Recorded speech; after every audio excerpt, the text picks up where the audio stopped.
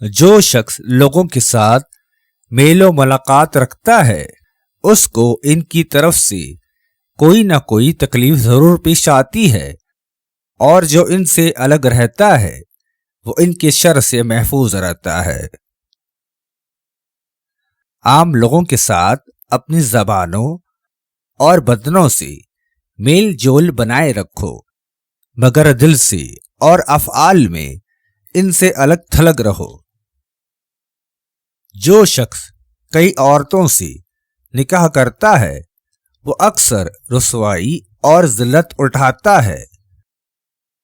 جو شخص اللہ تعالیٰ کے سوا کسی دوسرے سے اپنی حاجتوں کو پورا کرنے کی استدعا کرتا ہے وہ اللہ تعالیٰ کی رحمت سے محروم کر دیا جاتا ہے۔ اللہ تعالیٰ اس پر رحم کرے جس نے حق کو دیکھ کر اس کی تائید کی اور ظلم کو دیکھ کر اس کی تردید کی اور ظالم کے خلاف مظلوم کی مدد میں کوشش کی۔ جو شخص کسی بے وقوف کی ملامت کرتا ہے وہ اپنے آپ کو گالی گلوچ کا مستحق بناتا ہے۔ ہوائے نفس کو اپنی عقل سے مٹا دے تاکہ راست روی اور ہدایت کا مالک ہو جائے۔ بے شک اللہ تعالیٰ کی یہ بڑی نعمت ہے کہ انسان پر گناہوں کا کرنا دشوار ہو۔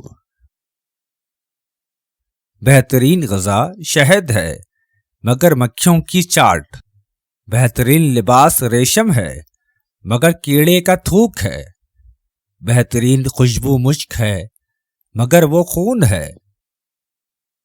جس شخص کو ان نعمتوں کو حاصل کرنے کی فکر نہ ہو جو آخرت میں مومنوں کو اللہ تعالیٰ کی بارگاہ سے ملنے والی ہیں، تو وہ اپنی آرزوئیں کبھی پوری نہیں کر سکتا۔ یاد رہے جنت کی نعمتوں کے سوا تمام نعمتیں حقیر اور دنیا کی تمام نعمتیں زوال پذیر ہیں۔ جس شخص پر کوئی انعام کرتا ہے تو وہ اسے اپنا غلام بنا لیتا ہے، اور جب تک وہ اس کا شکر ادا نہیں کرتا وہ اس کی غلامی سے آزاد نہیں ہوتا۔